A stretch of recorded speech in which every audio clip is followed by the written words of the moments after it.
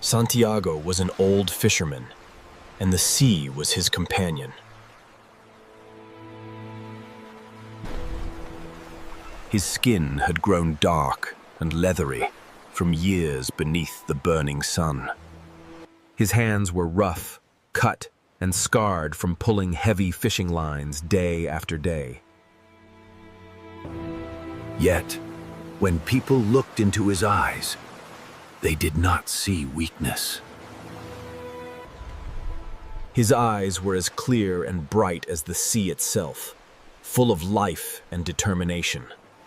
For 84 long days, Santiago had gone out into the Gulf Stream and returned empty-handed. Not a simple fish had been caught.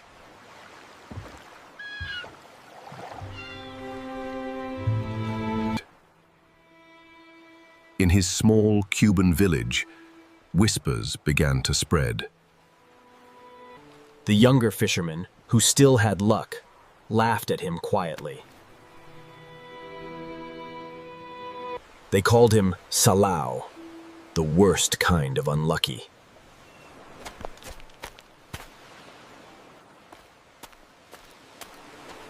Yet Santiago carried himself with dignity. He walked proudly, with his fishing gear over his shoulder.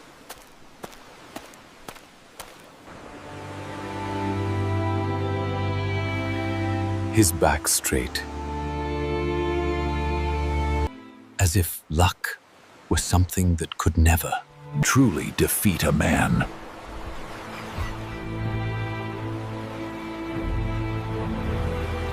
Among all the people of the village, only one remained loyal to him, a boy named Manolin. Now he was 12, strong and full of admiration for the old man. He loved Santiago like a grandfather.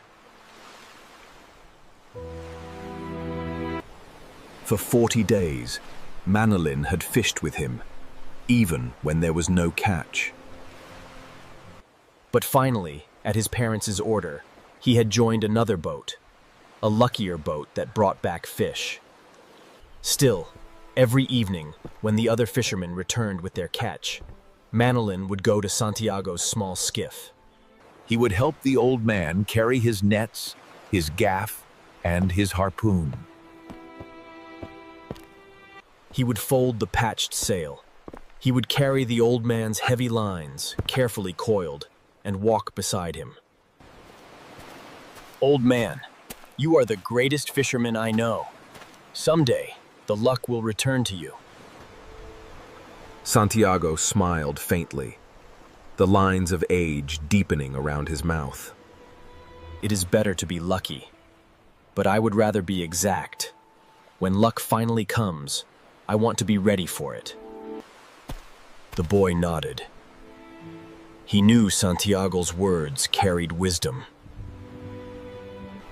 To fish was not only luck, it was skill, patience, and courage. The hut where Santiago lived was small, made of faded palm leaves. Inside, it was almost bare. On the walls hung only 2 pictures. There was a bed made of newspapers, a single blanket, a wooden table, and 1 chair. There were no luxuries, no decorations, no treasures. Yet Santiago never complained.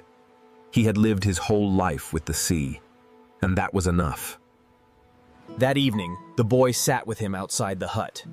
They shared a simple meal of black beans, rice, and a little fried fish. The boy had brought it as a gift from his own home. Santiago ate slowly, gratefully. Tell me about baseball. How are the Yankees playing this season? Our team is doing really well this season. That star player, he always plays with heart. He's a true hero. Yes, this player. He is my champion too. He played even when he had pain in his heel. But you are stronger than this player, old man. You have the sea. Perhaps. But baseball has its battles, and the sea has its own. The evening grew darker. A warm breeze carried the smell of salt from the sea. The sound of waves reached their ears, steady and calming. Tomorrow is the 85th day. That is a lucky number. I will go far out, farther than the others dare to go. Maybe too far. But I must find the big fish.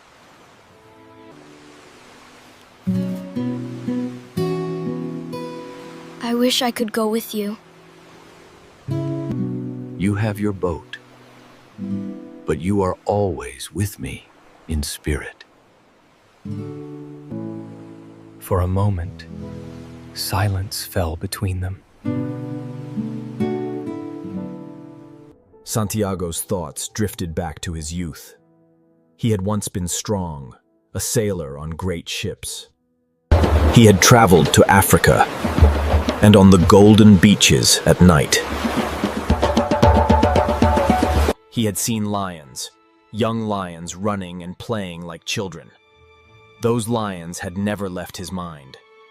Even now, in his old age, he dreamed of them. They reminded him of strength, youth, and freedom. Do you know what I dream of, boy? Yes. Yes. You dream of lions.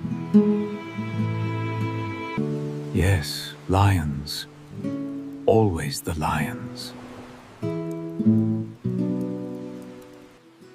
When the meal was finished, Manolin cleared the dishes and promised to bring food again tomorrow. Then he left for his parents' house. Santiago watched him go, feeling both proud and lonely. The boy had strength and future. The old man had only the sea.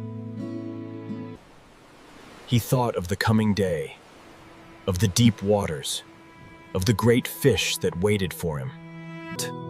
In his dream, they played freely on the beaches of Africa, their golden bodies shining in the sun. And as he dreamed, the old man smiled.